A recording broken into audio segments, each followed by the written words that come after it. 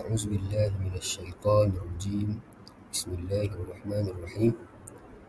الحمد لله رب العالمين، والصلاة والسلام على أشرف الأنبياء والمرسلين وعلى آله وصحبه أجمعين. Jadi insyaAllah hari ini saya Ahmad Badrul Munir bin Muhammad Rahimi dari kelas PT 1 S101 dalam subjek Akidah Islamiyah kod PIMK 1084 akan membentangkan sedikit tentang metodologi Al-Quran dalam menguatkan akidah umat Islam. Bismillah. Jadi, untuk kita ketahui metodologi dalam Al-Quran, perlulah kita pertama-tama sekali mengetahui apakah definisi Al-Quran. Jadi, menurut Imam Al-Qurtubi, Al-Quran adalah kitabullah yang memberikan petunjuk-petunjuk hidup yang bermanfaat serta mengandungi perintah dan larangan daripada Allah kepada seluruh umat manusia.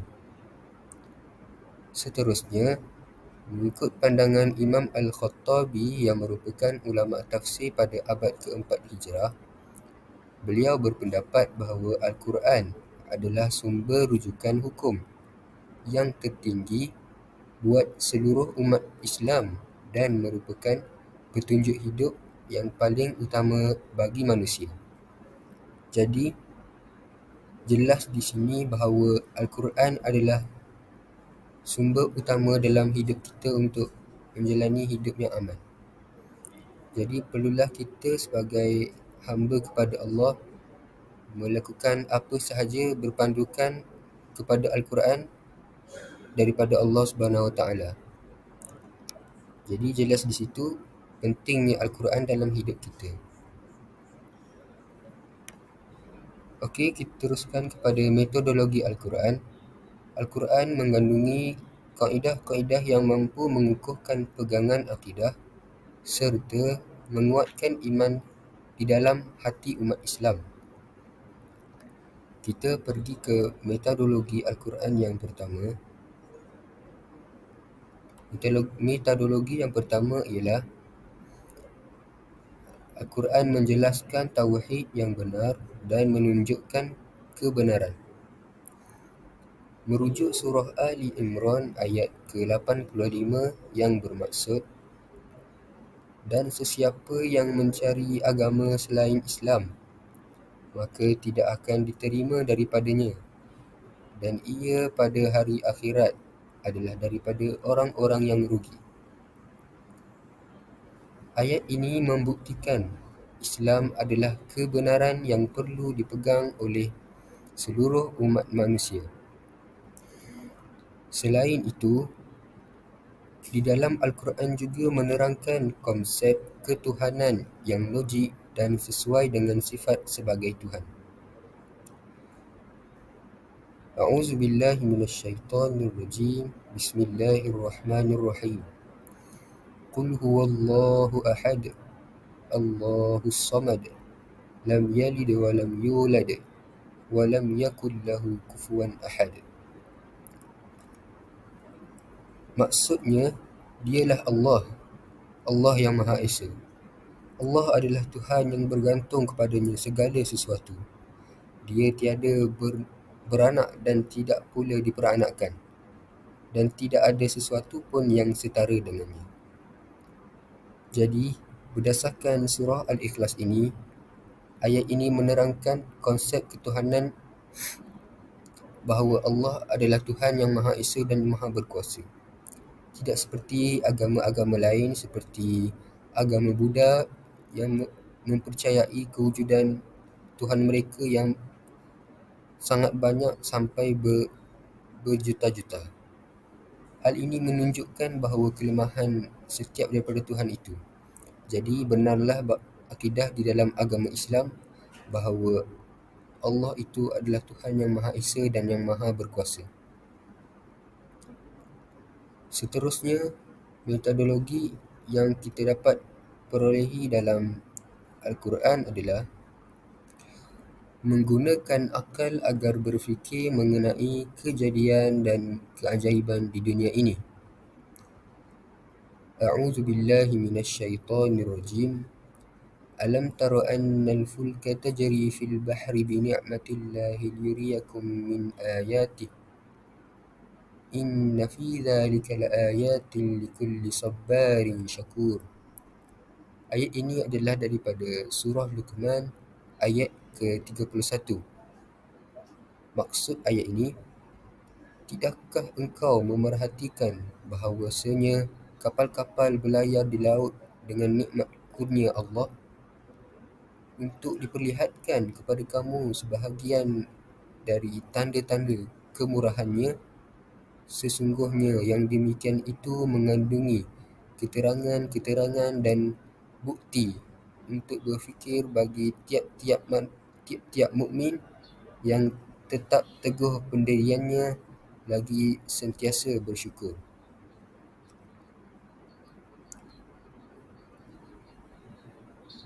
Allah menyebutkan bahawa Dia telah menundukkan laut supaya kapal-kapal dapat berlayar di atas permukaannya dengan kuasa Allah sahaja, iaitu dengan kekuasaan Allah pada laut tersebut telah menyebabkan kapal-kapal yang berada di permukaan laut tidak tenggelam. Saintis mengatakan bahawa kejadian ini adalah disebabkan hadirnya daya apungan yang melawan arah graviti apabila sesuatu benda ataupun objek dimasukkan ke dalam sesuatu medium sama ada gas ataupun cecair.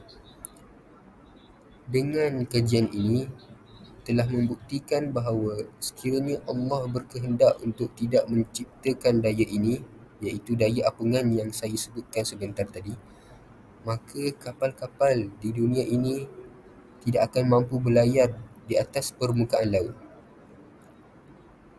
Balik semula kepada slide sebelumnya, Allah menyatakan bahawa yang demikian itu mengandungi keterangan-keterangan dan bukti untuk berfikir bagi tiap-tiap mukmin yang tetap teguh pendiriannya lagi sentiasa bersyukur. Jadi, sebagai seorang mukmin, apabila kita beriman dengan ayat-ayat Allah, kita dapat berfikir tentang keajaiban dan kekuasaan yang telah Allah jadikan di atas muka bumi ini. Jadi bila kita fikirkan contohnya berkenaan dengan kekuasaan Allah dalam mengapungkan kapal-kapal di atas laut ini, dapat menguatkan iman kita, menetapkan pendirian kita dalam agama Islam. Jadi poinnya di situ adalah apabila kita beriman dengan ayat Allah, kita berfikir tadabbur setiap ayat-ayat yang diturunkan oleh Allah, maka kepercayaan kita ni tidak akan goyah, malah makin kuat berpegang dengan akidah Islam yang benar. Seterusnya, kita pergi pula kepada metodologi yang seterusnya, iaitu memantapkan akidah menerusi kisah dan teladan yang baik yang terdapat dalam Al-Quranul Karim. Antara contoh tauladan baik yang boleh diambil di dalam Al-Quran ialah kisah Nabi Ibrahim yang telah menghancurkan berhala-berhala kaumnya, di mana kisah ini tercatat di dalam surah Al-Anbiya ayat ke-59 hingga ayat ke-59 hingga 69.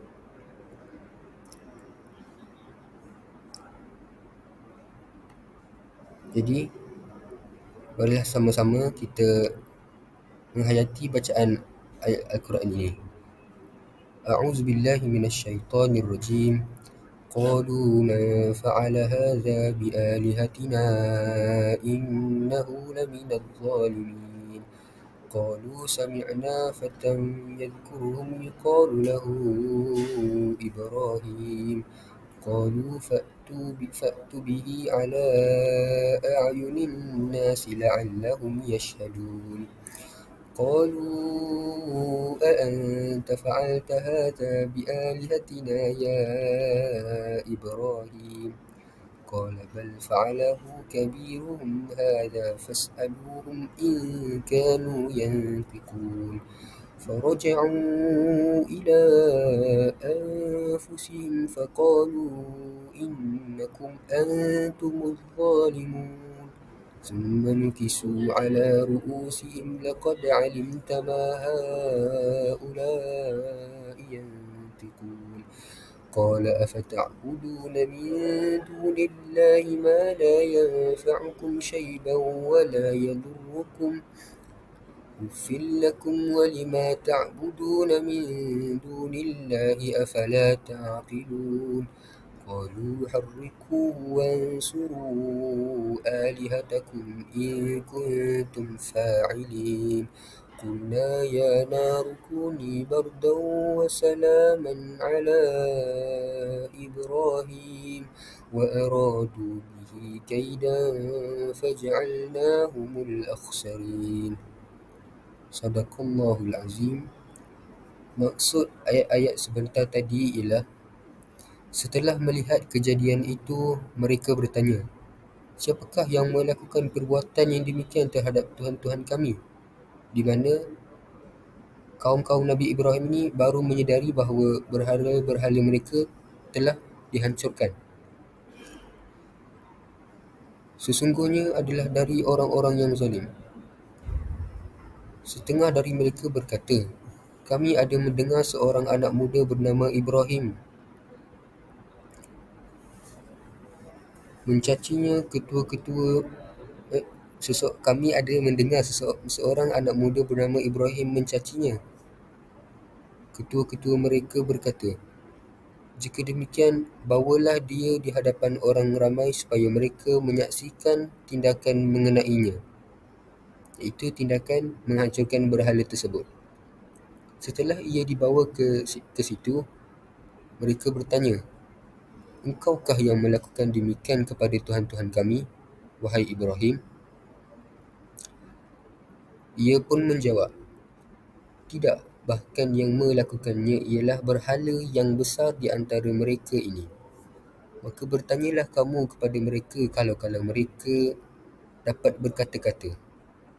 Ini menunjukkan Nabi Ibrahim ni telah menyindir kaum-kaumnya, yang di mana mengikut fikir akal logik ni, berhala-berhala tersebut tidak dapat memberikan mereka kebaikan ataupun keburukan, malah berkata-kata pun tidak boleh, apatah lagi menciptakan mereka, kan, menunjukkan kekuasaan mereka. Tak, berhala tidak mampu melakukan apa-apa. Maka mereka, iaitu penyembah berhala, kembali kepada diri mereka, memikirkan hal itu, lalu berkata sesama sendiri, sesungguhnya kamulah sendiri orang-orang yang zalim.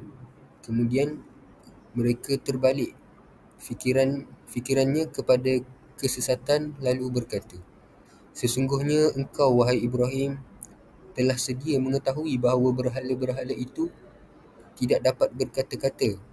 Maka betapa engkau menyuruh kami bertanya kepadanya? Ni apa, kaum-kaum Nabi Ibrahim ni pun tahu berhala-berhala itu tidak mampu berkata-kata, apatah lagi menurunkan bala, memberikan rezeki kepada mereka. Nabi Ibrahim pun berkata, jika demikian, patutkah kamu menyembah yang lain dari Allah, sesuatu yang tidak dapat mendatangkan faedah sedikit pun kepada kamu, dan juga tidak dapat mendatangkan mudarat kepada kamu. Jijik perasaanku. Nabi Ibrahim berasa jijik pada perbuatan-perbuatan terhadap kaum mereka ni kepada berhala-berhala tersebut. Jijik perasaanku terhadap kamu dan apa yang kamu sembah selain Allah. Maka mengapa kamu tidak mahu menggunakan akal fikiran kamu?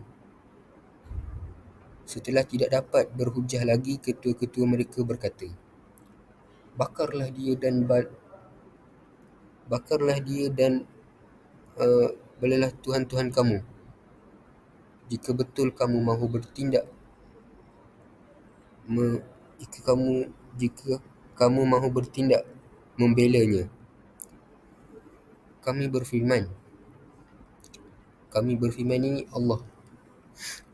Allah berfirman, wahai api, jadilah engkau sejuk serta selamat sejahtera kepada Ibrahim dan mereka, yakni dengan perbuatan membakarnya itu, hendak melakukan ingkar yang menyakitinya, lalu kami jadikan mereka orang-orang yang amat rugi, iaitu kalah dengan hina dina.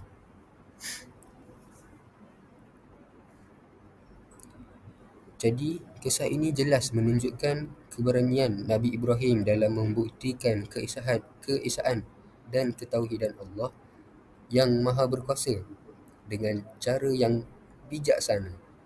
Kisah ini juga menerangkan kepada kita bahawa Allah sentiasa bersama dengan orang yang sabar dan bersyukur, serta Allah mampu melakukan apa sahaja bersesuaian dengan kehendaknya. Hal ini kita dapat lihat apabila pembesar-pembesar kaum Nabi Ibrahim, apabila mereka tidak berpuas hati dengan hujah Nabi Ibrahim berkenaan dengan patung-patung dan berhala-berhala mereka, pembesar-pembesar ni memerintahkan agar Nabi Ibrahim ni dibakar. Nabi Ibrahim tak takut sebab dia percaya Allah ada bersamanya. Jadi Allah ni mampu menolong Nabi Ibrahim ni dengan cara yang tidak dapat difikir oleh akal. Allah berkata, kita tengok ayat di sini, Qulna ya naru kuni bardan wa salaman ala Ibrahim, ayat ke-69. Allah berkata, wahai api, jadilah engkau sejuk serta selamat sejahtera kepada Ibrahim. Api yang panas tu, kalau kita letak lilin dekat tangan kita, panas kan?